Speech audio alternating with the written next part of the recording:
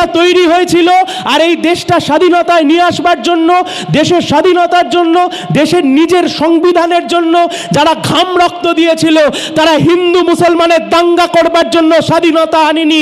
যারা এই মনোভাব পোষণ করেন আমি তাদের সবার প্রার্থী। আমি শহীদ কমরেড মহিদুল ইসলাম বিদ্যার প্রার্থী, আমি শহীদ সুদীপ্ত গুপ্তের প্রার্থী, আমি সৈফুদ্দিনের প্রার্থী, আমি দীপান্বিতা জানার প্রার্থী, আমি শঙ্কর সামন্তের প্রার্থী। এই পূর্ব মেদিনীপুরের জেলা যতবার রক্তাক্ত হয়েছে আর যারা হার না মানা লড়াই লড়েছে তাদের প্রত্যেকের প্রার্থী। এই নির্বাচন লড়তে নেমেছি গণতান্ত্রিকভাবে তার হিসাব বুঝে নেওয়ার জন্য। মানুষের কাছে যখন যাচ্ছি সাধারণ মানুষ কি বলছে, কম বয়সী ছেলেমেয়েরা, আমাদের বয়সী ছেলেমেয়েরা, তারা কি বলছে? হলদিয়া তৈরি হয়েছিল 34 বছরের একটা বন্ধু সরকার। হলদিয়ার বুকে একটা শিল্পাঞ্চল তৈরি হলো, একটা শিল্প তালুক তৈরি হলো, পেট্রোকেমিক্যালস তৈরি হলো, বন্দর গড়ে উঠলো নতুন করে, হাজার হাজার লাখ লাখ ছেলেমেয়েরা যেখানে কাজ করতে যায়। কিন্তু শেষ 10 বছর, 12 বছর, 13 বছর ধরে 2011 সাল থেকে তৃণমূল কংগ্রেসের সরকার, 2014 সাল থেকে বিজেপির সরকার কার্যত হলদিয়াটাকে শুকিয়ে মারছে, হলদিয়ার শিল্পাঞ্চল বেচে দিচ্ছে, হলদিয়ায় চূড়ান্ত শ্রমিকের ওপর শোষণ চলছে, হলদিয়ায় যে শিল্পের সম্ভাবনা আমরা তৈরি করেছিলাম তা কার্যত ভাসিয়ে দিয়েছে এই দুই সরকার। তাই আমরা প্রতিশ্রুতিবদ্ধ নতুন যুবক যুবতীদের কাছে, যারা শিক্ষিত, যারা চোখে স্বপ্ন দেখে, নিজের পায়ে কাজ করে নিজের পাড়ায় থাকতে চায়, নিজের বাড়িতে থাকতে চায়, অন্য রাজ্যে কাজ করতে যেতে চায় না, আমরা তোমাদের কাছে প্রতিশ্রুতিবদ্ধ। এই নির্বাচনে আমাদের লড়াই হলদিয়া শিল্পাঞ্চল পুনরুদ্ধার করতে হবে। হলদিয়ার নতুন শিল্প,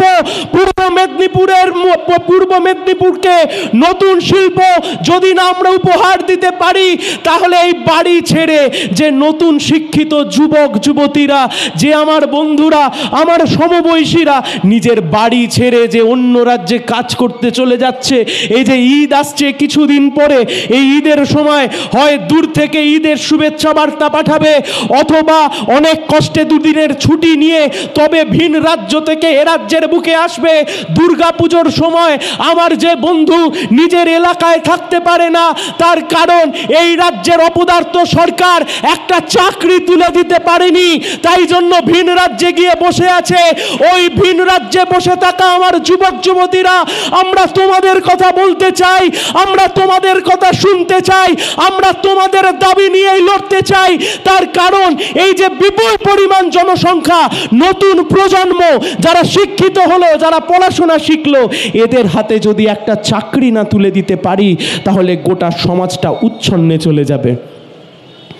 অনেকে বলছেন বাম রাম ইত্যাদি ইত্যাদি, অনেকে বলছেন পূর্ব মেদিনীপুরের মাটি স্বাধীনতা সংগ্রামের মাটি, মাতঙ্গিনী হাজরার মাটি, সতীশ সামন্তের মাটি, তাম্রলিপ্ত সরকারের মাটি। সেই মাটিতে দাঁড়িয়ে একটা পরিবার শেষ 10 বছর ধরে যতবার রং পরিবর্তন করেছে, গিরগিটিরাও লজ্জা পায় অতবার রং পরিবর্তন করতে। 2019 সালের দিব্যেন্দু অধিকারী তৃণমূল, চলুন আমার সাথে দেয়াল লেখা দেখাবো আপনাদেরকে। তৃণমূলের প্রার্থী হয়ে 2019 সালে আপনি জিতলেন, 5টা বছর পেরিয়ে গেল, তমলুকের সাধারণ মানুষের জন্য দিব্যেন্দু বাবু আপনাকে খুঁজে পাওয়া গেল না। আপনার বড়দা এ রাজ্যের বুকের বিরোধী দলনেতা, বিজেপির স্টলওয়ার্ড, বিজেপির সামনের সারির নেতা শুভেন্দু অধিকারী, আপনার গোটা পরিবার কখনো তৃণমূল কখনো বিজেপি। আপনি 2019 সালে এই তমলুক লোকসভা কেন্দ্র থেকে তৃণমূলের সিম্বলে ভোটে জিতেছিলেন। আজকে জবাব দিন তমলুকের মানুষকে, 5 বছর ধরে তমলুকের মানুষের জন্য আপনি কি করলেন? 5 বছর ধরে আপনাকে খুঁজে পাওয়া গেল না। আপনাকে আমফানের সময় খুঁজে পাওয়া গেল না, আপনাকে লকডাউনের সময় খুঁজে পাওয়া গেল না, আপনাকে করোনার সময় খুঁজে পাওয়া গেল না, ইয়াস ঝড়ের সময় আপনাকে খুঁজে পাওয়া গেল না। আমরা যখন কাঁধে করে ওই সিলিন্ডার বয়ে নিয়ে গিয়ে মানুষের বাড়িতে একটু অক্সিজেন তুলে দিয়েছি, আপনাকে সেই সময় খুঁজে পাওয়া যায়নি। আর 5 বছর পরে যেই আবার নির্বাচন চলে এসছে, অমনি শ্বশুর বাড়ি ছেড়ে আবার বাপের বাড়ির মতো তৃণমূলের ঝান্ডা ছেড়ে বিজেপির ঝান্ডা ধরেছেন। আপনাকে তমলুকের সাধারণ মানুষ ক্ষমা করবে না। তৃণমূলকে জিজ্ঞেস করুন, তৃণমূল বলছে ও তো আগে আমাদের সাথে ছিল, ও কি করেছে না করেছে আমরা তার কোনো জবাব দিতে পারবো না। বিজেপিকে জিজ্ঞেস করুন, বিজেপি বলছে ও তো সবে আমার দলে এসছে, আমরা ওর জবাব দিতে পারবো না। জবাব তমলুকের সাধারণ মানুষ দিয়ে দেবে, যারা সাধারণ মানুষের জীবন নিয়ে ছিলিমিলি খেলেছে আসন্ন লোকসভা নির্বাচনে, তাদেরকে নিয়েও ভালোভাবে খেলে আবার পাঠিয়ে দেবে ঠিক জায়গাতে। কারণ লড়াইয়ের ময়দান, আন্দোলনের ময়দান ছেলে খেলা করবার জায়গা নয়। সংসদ, দিল্লি, পার্লামেন্ট ছেলে খেলা করবার জায়গা নয়। আইন তৈরি হয় যেখানে, ওটা ছেলে খেলা করবার জায়গা নয়। এরা রাজনীতিটাকে ছেলে খেলা করবার জায়গায় পরিণত করেছে, আর আমরা রাজনীতিটাকে আবার রাজনীতির জায়গায় নিয়ে আসতে চাই। বয়স একটু কম হতে পারে, কিন্তু কাঁধ চওড়া আছে, কাঁধ পেতে নেব, তবুও মানুষের কানে কোনো কোনো কোনো সমস্যা আসতে দেব না। এটুকু প্রতিশ্রুতি একজন বামপন্থী কর্মী হয়ে করতেই পারি। ধর্মকে নিয়ে আসছেন আপনি রাজনীতির ময়দানে, কিসের জন্য, কোন কারণে? এত ইস্যু, পেট্রোলের দাম, ডিজেলের দাম, রান্নার গ্যাসের দাম, বেকার যুবকের চাকরি, এত ইস্যু থাকবার পরেও কেন আজকে ধর্মের আশ্রয় নিতে হচ্ছে দিদিকে আর মোদিকে? তার কারণ এরা মানুষকে যা প্রতিশ্রুতি দিয়েছিল এরা কেউ প্রতিশ্রুতি পালন করেনি। কিসের জন্য আজকে ধর্মের সুশ্রুরি দিতে হচ্ছে এদেরকে, ধর্মীয় সুশ্রুরি দিতে হচ্ছে? তার কারণ মোদি বলেছিলেন अच्छे दिन हम लाने वाला है। আরে কায় কাছে দিন? 2014 সালের পেট্রোল ছিল 45 টাকা, আজকে 2024-এর পেট্রোল গিয়ে পৌঁছেছে 106 টাকা। 2014 সালের ডিজেল 40 টাকা, আজকে ডিজেলের দাম 91 টাকা। 2014 সালে রান্নার গ্যাসের দাম ছিল 450 টাকা, আজকে রান্নার গ্যাসের দাম গিয়ে পৌঁছেছে 1150 টাকায়। আমরা জানতে চাইছি কার আচ্ছে দিন? আচ্ছে দিন যদি শুধু কারুর আসে তাহলে পূর্ব মেদিনীপুরের একটা পরিবারের এসছে, আর কালীঘাটের একটা পরিবারের এসছে। গোটা পরিবারের সব নেতা, মন্ত্রী, সাংসদ, বিধায়ক হয়েছে, লাখ লাখ কোটি কোটি টাকা কামিয়েছে, আর এই জেলার ছেলেদের হাতে বাটি ধরিয়ে দিয়েছে এই দুই পরিবার। ক্ষমা করবে না ইতিহাস, ক্ষমা করবে না তমলুকের সাধারণ মানুষজন। কে লড়ছে? তৃণমূল আর বিজেপি লড়ছে। কে কার বিরুদ্ধে লড়ছে? মোদি দিদির বিরুদ্ধে লড়ছে, আর দিদি মোদির বিরুদ্ধে লড়ছে। একটা গান ছিল ছোটবেলায় খুব শুনতাম, প্রেম টেম করার বয়স ছিল ছোটবেলায়, তখন এইসব গান খুব ভালো লাগতো। বসে বসে ভাবি আমি সারা দিন কি করে মেটাবো তোমার এই ঋণ। ইডি আর সিবিআই ছেড়ে রেখে দিয়েছে মাথাদেরকে তৃণমূলের, আর মমতা ব্যানার্জিও সেই সুযোগে বিজেপিকে খেলবার সুযোগ করে দিচ্ছেন। দেখে কেউ বুঝতে পারছি না আমরা? এতদিন ধরে তৃণমূল আর বিজেপির যে সমঝোতার কথা বলছিলাম, আজকে চোখের সামনে পরিষ্কার হয়ে যাচ্ছে সেই সমঝোতা।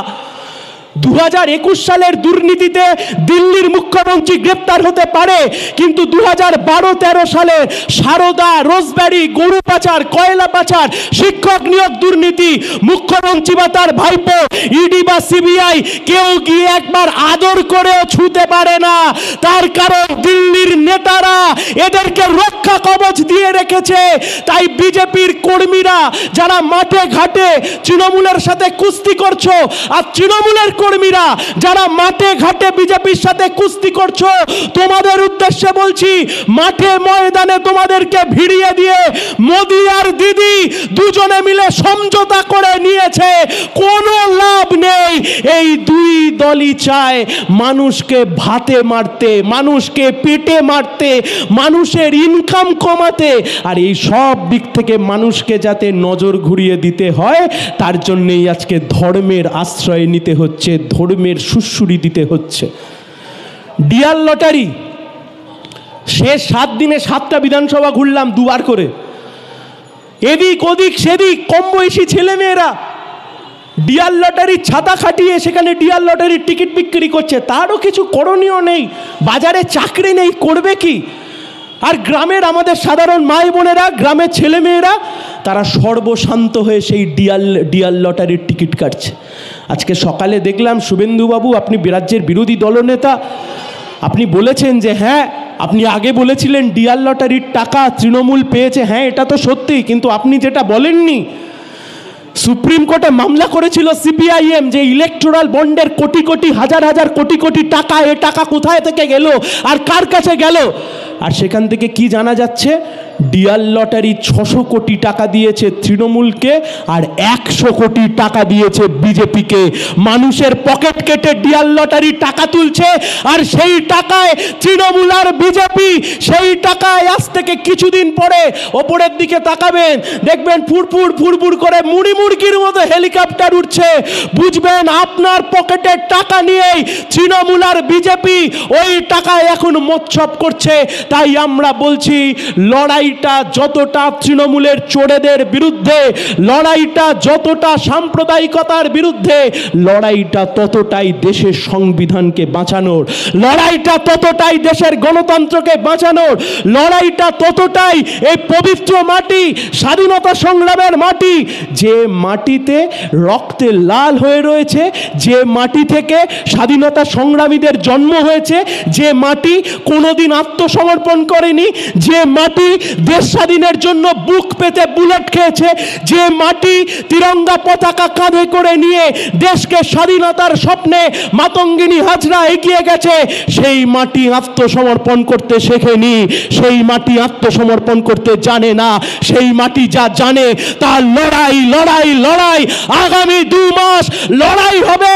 কেন্দ্র সরকার আর রাজ্য সরকার, ওদের কাছে কোটি কোটি টাকা আছে, প্রচুর পয়সা আছে। আমাদের কাছে অত টাকা নেই কমরেড, কিন্তু যা আছে চোখে ভরা স্বপ্ন আছে, আর মনে ইচ্ছা আছে, আর গায়ে গতরে খাটবার জোশ আছে। আগামী 2 মাস ওদের ওই কালো টাকার সঙ্গে পাঙ্গা নিয়ে লড়বো। এতটুকু ইঞ্চি ইঞ্চিতে লড়াই হবে।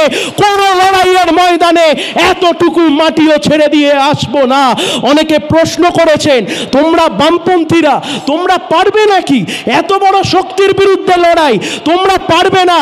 আমরা বলছি, ধৈর্য রাখুন, 2 চোখ খুলে দেখুন, আমরাই পারবো।